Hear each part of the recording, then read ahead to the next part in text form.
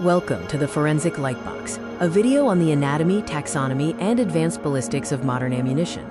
A cartridge is made up of four main components: the projectile or bullet, the propellant, the primer, and the case. Each component serves a distinct function in the firing process. Decoding caliber involves understanding rifling geometry.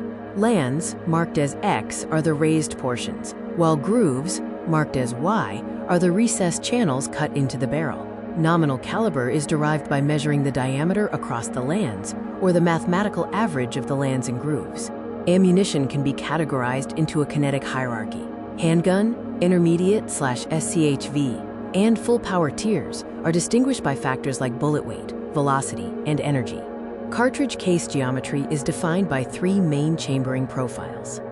Straight-walled cases are common in low-pressure pistol calibers. Tapered cases aid in rapid extraction. Bottlenecked cases are standard for high-pressure rifle and machine gun cartridges.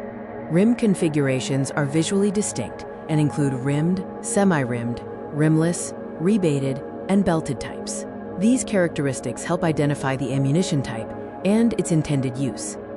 Cartridge cases use different compositions. Brass is the global standard for optimal elasticity and is reloadable. Copper-clad steel and coated/lacquered steel are used in mass production. Polymer cases are emerging to reduce infantry load weight.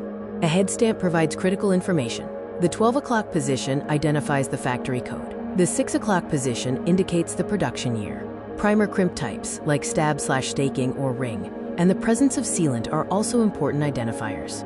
Projectile profiles dictate terminal intent. Full metal jacket, or FMJ, is standard military ammunition, maximizing penetration. Soft point, hollow point, and capped/tipped profiles are designed for expansion upon impact for unarmored targets. Tactical color codes are applied to the projectile jacket for rapid identification in combat. Codes vary between Warsaw Pact and NATO standards, indicating types such as standard ball, tracer, armor-piercing, incendiary, and armor-piercing incendiary. Incendiary payloads have evolved since World War I. The 1916 Buckingham round used fast-burning phosphorus. By 1940, the DeWild round was developed, transitioning from a smoke tracer to a true impact-detonated incendiary. Modern incendiaries use delayed ignition mechanics. The process involves impact and deformation, followed by surface penetration. The internal incendiary charge then explodes after penetrating the target's armor, causing internal damage and fragmentation. Sabots address the aerodynamic dilemma of subcaliber penetrators. While long, thin projectiles have low drag, their small base cannot trap enough propellant gas. The sabot acts as a temporary structural bulkhead, translating pressure into extreme acceleration. Upon muzzle exit, the sabot, referred to as, quote, parasitic mass, is stripped away by air pressure or centrifugal force. It is crucial for stabilization that the barrel's twist rate matches the sabot-fired projectile to prevent tumbling in flight.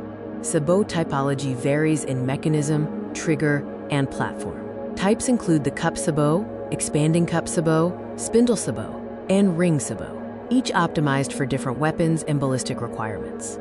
The APF-SDS, or armor-piercing fin-stabilized discarding sabot, is a complex round. Key features include its bottleneck geometry, dense subcaliber penetrator made of depleted uranium or tungsten, and a spindle sabot for maximizing pressure area during interior ballistics.